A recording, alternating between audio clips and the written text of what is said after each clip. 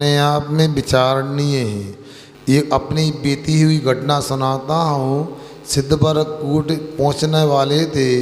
ओमकारेश्वर में धर्मशाला में विश्राम करना था और रात्रि में हुआ यह कि जो लकड़ी का पटला पिलाई थी वो कहीं कोई ले गया उठा करके। तो हमने एक देसी पत्थर था उसी पर लगा, इसी पे शयन कर लेते हैं। तो हमने शयन किया तो जिस करवट से शयन किया एक हाथ और एक पैर शून्य हो गया और कई दिनों तक मालिश कराने के बाद में वो शरीर स्वस्थ हो पाया।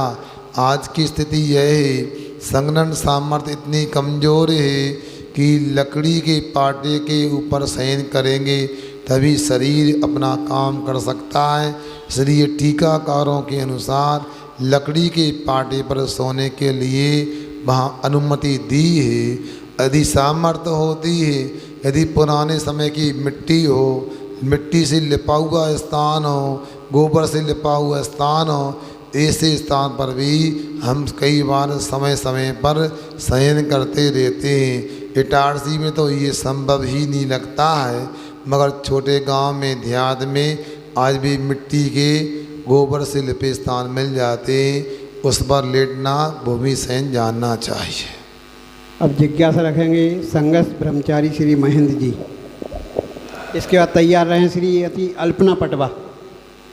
नमोस्तु महाराज जी, नमोस्तु नमोस्तु। गुणस्थान का समय कितना होता है?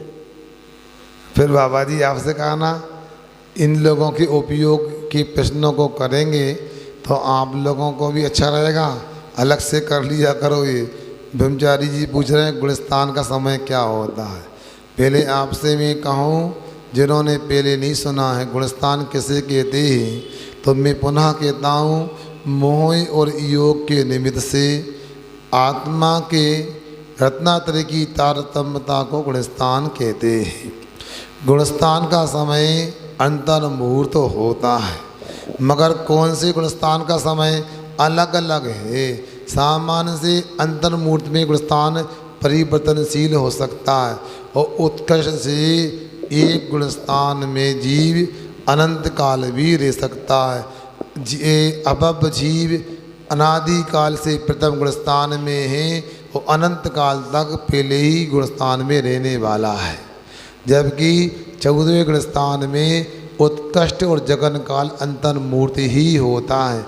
ऐसा ही 20 के गुणस्थान का यथायोग काल जानना चाहिए। आप अपनी जिज्ञासा रखें श्रीमती अल्पना पटवा। इसके बाद तैयार रहें श्री अक्षत जैन।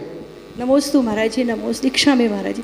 महाराज जी जिज्ञासा है, जैसे विनय पाठ से लेके पूजन तक जो पढ़ते हैं तो उसमें कुछ शब्द ऐसे आते हैं कि मतलब पढ़ तो रहे हैं और वचनों से पढ़ रहे हैं, मन से पढ़ रहे हैं, लेकिन अपन उस चीज़ को अपने जीवन में उतार नहीं पाते महाराज जी।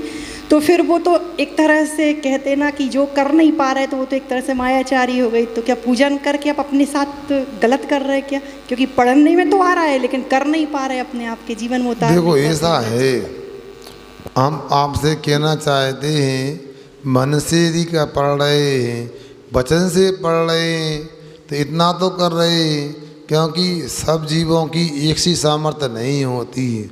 कोई पूरी तरह से करता है, कोई कुछ भी नहीं कर सकता, कोई कुछ कर सकता, कुछ नहीं कर सकता। इसलिए ऐसी मायाचारी की बात नहीं। हाँ, हम लोग यदि अपने आप को शक्ति संपन्न मानते हो, नहीं करते तो अपने आप को धोखा देना तो है मायाचारी। मगर इतना है, विनय पाठ से लेके जो पूजन आदि में आप विसर्जन तक पढ़ते हो, अच्छे से पढ़ना चाहिए, अपनी शक्ति के अनुसार करना चाहिए। पूजन में ही ये पंक्ति आती है। अब मुझे तो लगभग 28 साल हो गए पूजन नहीं करते हुए। उसमें कहा है, कीजिए शक्ति प्रमाण, शक्ति बिना श्रद्धा धरे, ध्यानद श्रद्धावान अजर अमर पद भोग भी आता है ना। हाँ, तो अपनी शक्ति के अनुसार करना चाहिए। अब जिज्ञासा रखेंगे अक्षत जैन इटारसी। इसके बाद तैयार है श्री अर्पित जैन इटारसी।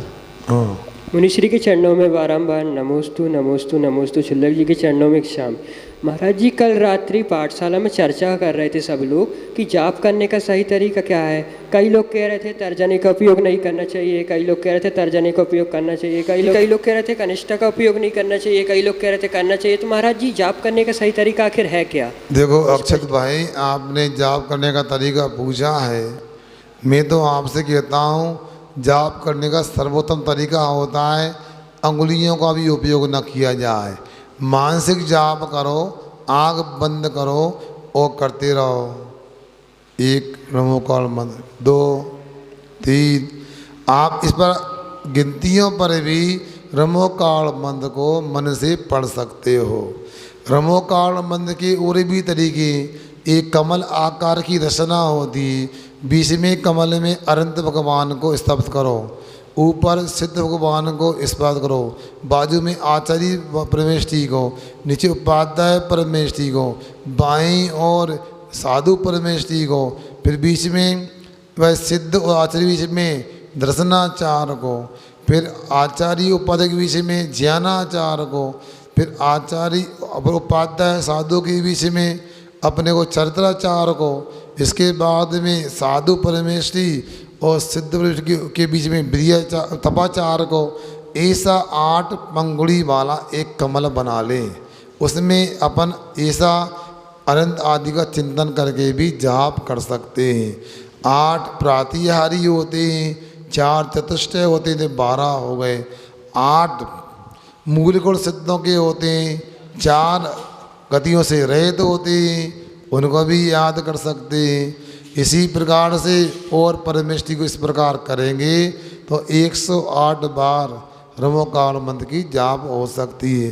हाथ से करना है तो ऐसा कोई नियम नहीं है। फिर भी आप चाहो तो कनिष्ठा का उपयोग ना करो, कोई तर्जनी का उपयोग ना करो। मैं तो कहता हूँ जहाँ आपका मन लगे उसका उपयोग करो। रमोकाल मंत्र का स्मरण जरूर होना चाहिए।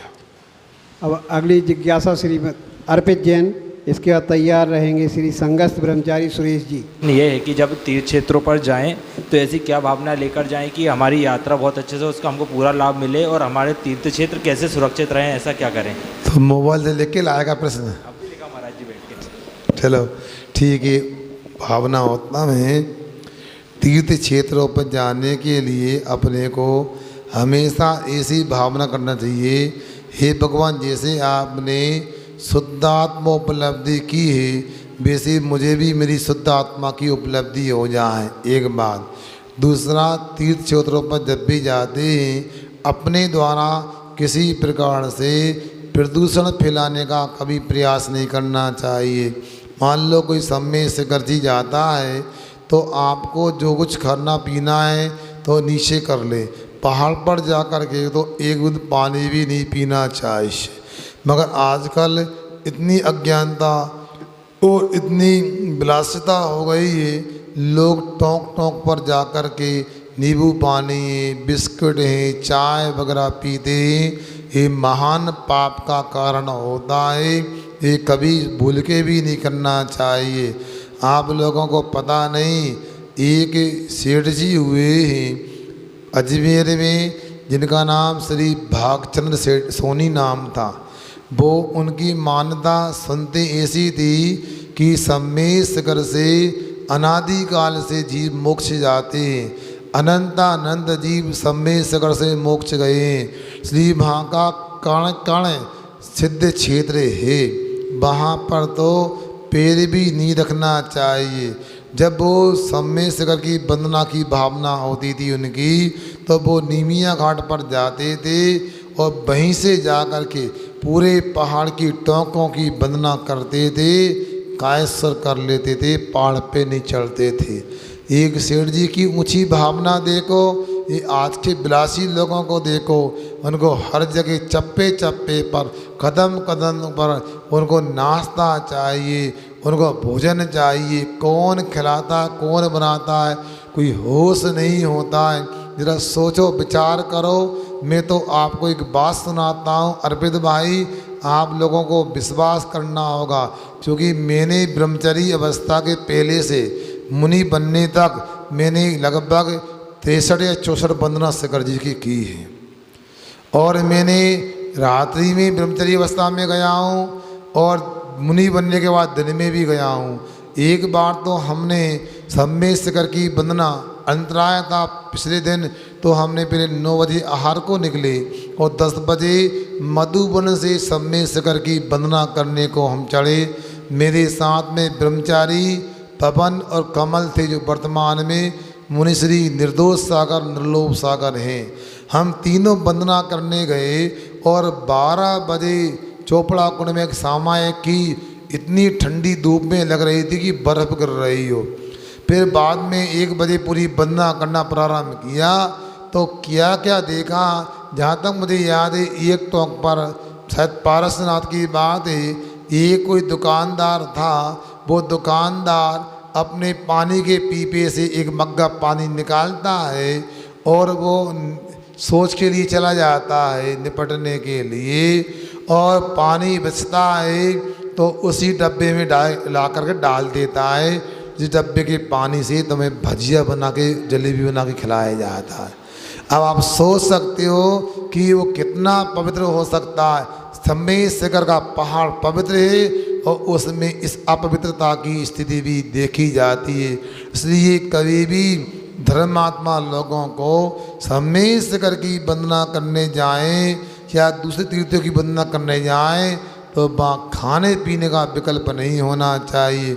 इसीलिए पूर्व के लोगों ने वहाँ गंधर्व नाले पर भाताग्रह नाम का स्थान तैयार कर दिया, जहाँ पहले चाय और बूंदी का लड्डू और नमकीन मिला करता था। सर आज भी उपलब्ध रहता होगा क्योंकि ऊपर खाना पीना उचित नहीं है, मगर हम लोगों की दशा तो ऐसी है कि हम लोगों को तो अनादिकाल से खाने की लत लगी है, आदि दिन रात खाने के बाद भी तृप्त नहीं होते। इसलिए अपने को अंदर में सिद्ध बनने की भावना और बाहर में तीर्थों की पवित्रता को ध्यान में रखकर वंदना करना चाहिए। इसी से तीर्थ क्षेत्रों की रक्षा हो सकती है। समय आपका हो गया है। अहिंसा परमो धर्म।